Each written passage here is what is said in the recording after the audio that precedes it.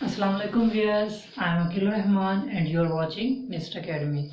Today our topic is enzymes. 9th class biology के enzymes क्या होते हैं, तो आज हम समझेंगे कि enzymes क्या होते हैं. तो enzymes actually are the globular proteins. enzymes क्या हैं? Globular proteins हैं. ठीक है, तो enzymes की इम्पोर्टेंस क्या है या उनका फंक्शन क्या है, वो किस तरह से ज़रूरी हैं, वो इम्पोर्टेंट है हमारी बॉडी के लिए, उन चीज़ों को अभी हम देखते हैं. अच्छा जी, पहले नंबर पे तो हम इसमें ये सीखेंगे कि enzymes are the globular proteins. कि एंजाइम्स हमारे पास जो होते हैं वो ग्लोबुलर प्रोटीन्स होते हैं. ग्लोबुलर प्रोटीन्स, ठीक है. अच्छा, अब दूसरे नंबर पे ये है कि ये जो प्रोटीन्स हैं ये काम क्या करते हैं, मतलब इनका फंक्शन क्या होता है. तो इनका फंक्शन होता है बेटा कैटाबोलिज्म, यानी कि कैटालाइटिक रिएक्शंस करना. अब ख़ास तौर पर इनकी जो 2-3 चीज़ें हैं वो यहाँ पे मैं आपको बताता हूँ.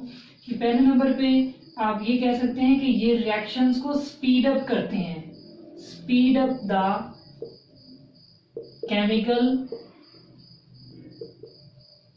reactions. ये chemical reactions को speed up करते हैं. दूसरे नंबर पे मैं ये कह सकता हूँ कि ये जो है ये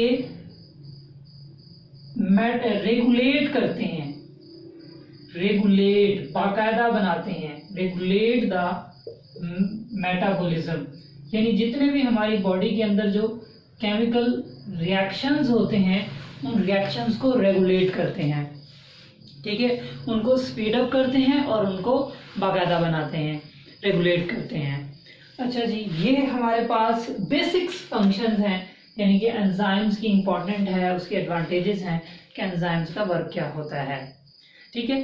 अच्छा जी, अब दूसरे नंबर पे हम देखते हैं कि एंजाइम्स की कंपोजिशन क्या होती है. एंजाइम्स प्रोटीन्स तो हैं, लेकिन किस तरह के प्रोटीन्स हैं या किन से बने होते हैं, तो ये हम देखते हैं. अच्छा जी, तो कंपोजिशन में हम देखते हैं कि एंजाइम्स जो है वो अमाइनो एसिड्स की लॉन्ग लीनियर चेन्स के बने होते हैं. यानी हम इसमें कह सकते हैं कि enzymes are made up of long लंबी लीनियर चेन्स. ठीक है, विच आर फोल्डेड, जो फोल्ड होती हैं, फोल्ड होकर फोल्डेड इनटू 3 डायमेंशनल मॉलिक्यूल. ठीक है, तो फिर वो फोल्ड होके 3 डायमेंशनल मॉलिक्यूल में कन्वर्ट हो जाती हैं, जिन्हें हम एंजाइम्स कहते हैं. ठीक हो गया. तो एंजाइम्स एक्चुअली ग्लोबुलर प्रोटीन्स हैं, वो ऑलरेडी मैं बता चुका हूँ. ठीक है, ये ऐसे इनकी जो लॉन्ग चेन्स होती हैं वो इस तरह एक दूसरे के ऊपर लीनियर चेन्स फोल्ड होके तो वो क्या बना देती हैं, इस तरह से एक ग्लोबुलर स्ट्रक्चर बना देती हैं. ओके हो गया. अब एंजाइम्स जो है वो एज अ कैटलिस्ट भी इस्तेमाल होते हैं. ठीक है, रिएक्शंस के अंदर, जिन्हें यानी कि हम बायो कैटलिस्ट के तौर पर भी कह सकते हैं कि वो बायो कैटलिस्ट के तौर पर भी इस्तेमाल होते हैं. अच्छा, अब मैं बात करता हूँ यहाँ पे सबस्ट्रेट की, कि सबस्ट्रेट क्या होते हैं और प्रोडक्ट्स क्या हैं. अच्छा, आपको पता है कि मैंने बताया है कि एंजाइम्स जो है वो एक्चुअली कैटाबोलिज्म करते हैं, यानी जो कॉम्प्लेक्स मॉलिक्यूल्स होते हैं, जो बड़े मॉलिक्यूल्स होते हैं, उनको सिंपलर वंस में कन्वर्ट करते हैं. तो हम देखते हैं, फॉर एग्जांपल मैं यहाँ पे कहता हूँ कि ये मेरे पास एक एंजाइम मॉलिक्यूल है. ठीक है, ये एक एंजाइम मॉलिक्यूल है. तो अब इस एंजाइम ने जिस मॉलिक्यूल पर वर्क करना है लेट्स सपोज कि मेरे पास ये एक मॉलिक्यूल है, ठीक है। अब इस मॉलिक्यूल ने आके यहाँ अटैच होना है, तो अब यानी कि इस एंजाइम ने इस मॉलिक्यूल पर वर्क करना है। यानी जो एंजाइम जिस मॉलिक्यूल पर वर्क करता है, इसे मैं क्या कहूँगा, इसे मैं कहूँगा सबस्ट्रेट, ठीक है। तो ये हो गया सबस्ट्रेट। तो सबस्ट्रेट वो मॉलिक्यूल होता है जिस पर एंजाइम वर्क करता है। तो इसकी डेफिनेशन भी मैं यहाँ पे लिख सकता हूँ कि आ molecule at which an enzyme act, ठीक है, is called, उसको क्या कहते हैं, सबस्ट्रेट, उसको सबस्ट्रेट कहते हैं, ठीक हो गया। यानी कि ऐसा मॉलिक्यूल जिस पर कोई एंजाइम एक्ट करता है, काम करता है, उसे सबस्ट्रेट कहते हैं। यानी ये वाला मॉलिक्यूल जो है वो सबस्ट्रेट है, क्योंकि इस एंजाइम ने उस पर क्या करना है, वर्क करना है। ओके, अच्छा जी, अब हमारे पास हम बात करते हैं प्रोडक्ट्स की।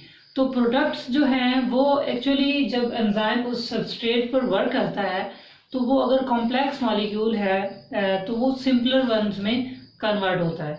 अच्छा, जो जिनमें कन्वर्ट होता है स्मॉलर मॉलिक्यूल्स के अंदर, उनको हम प्रोडक्ट्स कहते हैं, ठीक हो गया। यानी यहाँ पे मैं इस एंजाइम की बात करूँ, ये हमारे पास एक एंजाइम मॉलिक्यूल है, ठीक है।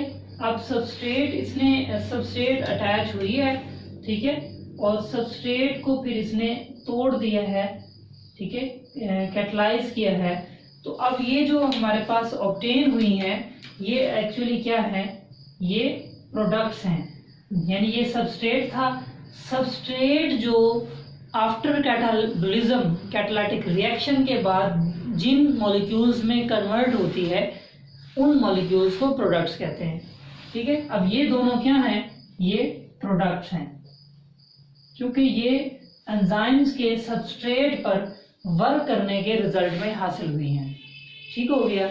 अब ये सबस्ट्रेट थी, ठीक है, ये सबस्ट्रेट अटैच हुई, तो फिर इस एंजाइम ने उसके ऊपर वर्क किया और इनको प्रोडक्ट्स में कन्वर्ट कर दिया। तो असल में वो मॉलिक्यूल्स जो ऑब्टेन होते हैं after catalytic reaction by the action of enzyme called products. तो इसकी डेफिनेशन भी हम लिख सकते हैं कि ऐसे, यानी कि the molecules which can be converted from substrate after the enzyme action। तो एंजाइम एक्शन के बाद जो मॉलिक्यूल्स हासिल होते हैं उनको हम प्रोडक्ट्स कहते हैं, ठीक है। तो ये था हमारे पास यानी कि कॉमन से कॉन्सेप्ट्स थे कि हमारे पास एंजाइम्स क्या है, उसके बाद एंजाइम्स के फंक्शंस क्या हैं, ठीक है। उसके बाद हमने सीखा कि एंजाइम्स की कंपोजिशन क्या है, किस चीज़ के बने होते हैं। फिर हमने देखा कि सबस्ट्रेट क्या होते हैं, ऐसे मॉलिक्यूल जिन पर एंजाइम वर्क करता है। प्रोडक्ट्स वो होते हैं जो हासिल होते हैं, यानी कैटाबोलिज्म के बाद, यानी कि एंजाइम एक्शन के बाद में जो रिजल्ट में हासिल होते हैं वो प्रोडक्ट्स हैं। तो ये यहाँ तक हो गया। उसके बाद आपको पता है कि जितने भी केमिकल रिएक्शंस होते हैं उनको एक्टिवेशन एनर्जी चाहिए होती है। मतलब जैसे हम गाड़ी स्टार्ट करते हैं अगर, तो उसके लिए भी बैटरी से एक करंट देना होता है, चाबी लगाते हैं, सेल्फ स्टार्ट करते हैं, तभी गाड़ी चलती है। इसी तरह कोई भी रिएक्शन होता है तो उस रिएक्शन को स्टार्टअप देने के लिए एनर्जी देनी पड़ती है, जिसे हम एक्टिवेशन एनर्जी कहते हैं। तो एंजाइम्स क्या करते हैं, उस एक्टिवेशन एनर्जी को लोअर्स करते हैं, कम करते हैं। ये भी हम इसमें लिख सकते हैं कि enzymes lowers the activation energy. Enzymes lowers the activation energy, कि वो एक्टिवेशन एनर्जी को कम करते हैं। ठीक है, अब हम सीखेंगे कि एक्टिवेशन एनर्जी होती क्या है। मैंने आपको पहले भी वैसे बताया है कि एक्टिवेशन एनर्जी जो है वो एंजाइम एक्टिवेशन एनर्जी वो एनर्जी होती है, मिनिमम एनर्जी होती है, जो किसी भी केमिकल रिएक्शन को स्टार्ट कराने के लिए नेसेसरी होती है। ठीक हो गया।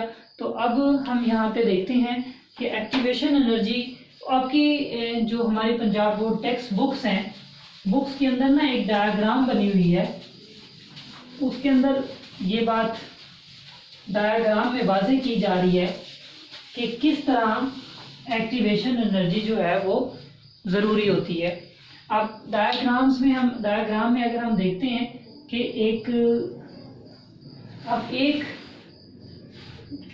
बंदा है जो एक बड़ी सारी बॉल को यानी कि क्या कर रहा है, पुश कर रहा है। ठीक है, और पुश करते हुए उसको कहाँ लेके जा रहा है, हाइट पर, क्योंकि यहाँ पर जब जाएगी बॉल वो तो वहां तक ले जाने में इसने अपनी एनर्जी लगानी है, फिर ये खुद ब खुद आगे मूव करेगी, वर्क करेगी। यानी इसको वर्क करने के काबिल करने के लिए तो इसको एनर्जी देनी पड़ी है minimum.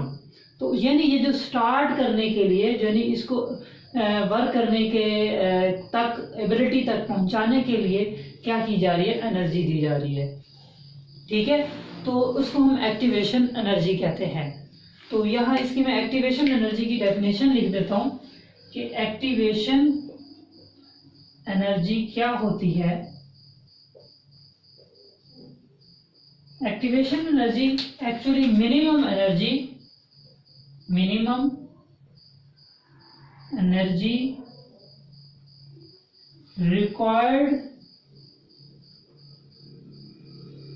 to start a chemical reaction is called activation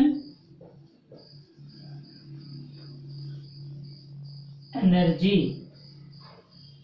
ठीक है, यानी किसी भी केमिकल रिएक्शन को स्टार्ट करने के लिए जो एनर्जी रिक्वायर्ड होती है उसे हम एक्टिवेशन एनर्जी कहते हैं। ये एक्टिवेशन एनर्जी होगी। और एंजाइम्स का एक्टिवेशन एनर्जी में क्या रोल है कि ये एनर्जी को कम कर देते हैं। ठीक हो गया। तो यहाँ तक हमारे पास बेसिक कॉन्सेप्ट से एक और चीज़ है कि कुछ एंजाइम्स जो हैं वो सेल्स के अंदर काम करते हैं, जिन्हें हम कहते हैं इंट्रासेलुलर एंजाइम्स, यानी जो विद इन सेल करते हैं। और एक एंजाइम्स उस तरह के होते हैं जो आउटसाइड द सेल करते हैं, जिन्हें हम एक्स्ट्रा सेलुलर एंजाइम्स कहते हैं, लाइक पेप्सिन, क्योंकि वो आउटसाइड द सेल्स यानी स्टमक में वर्क करते हैं। और एक ग्लाइकोलाइसिस के अंदर जो एंजाइम्स होते हैं वो इनसाइड द बॉडी, यानी जिसे हम इंट्रासेलुलर एंजाइम्स कहते हैं। तो एंजाइम्स दो तरह के होते हैं, एक्स्ट्रा सेलुलर एंजाइम्स भी होते हैं और इंट्रासेलुलर भी होते हैं। इंट्रासेलुलर वो होते हैं जो विद इन सेल वर्क करते हैं, और एक्स्ट्रा सेलुलर वो होते हैं जो आउटसाइड का सेल होते हैं। तो यह आज का हमारा टॉपिक क्लोज हुआ। इंशाल्लाह नेक्स्ट टॉपिक में हम नेक्स्ट लेक्चर में, नेक्स्ट वीडियो में हम जो है कैरेक्टरिस्टिक्स ऑफ एंजाइम्स को डिटेल्स में स्टडी करेंगे। तब तक के लिए अल्लाह हाफिज़।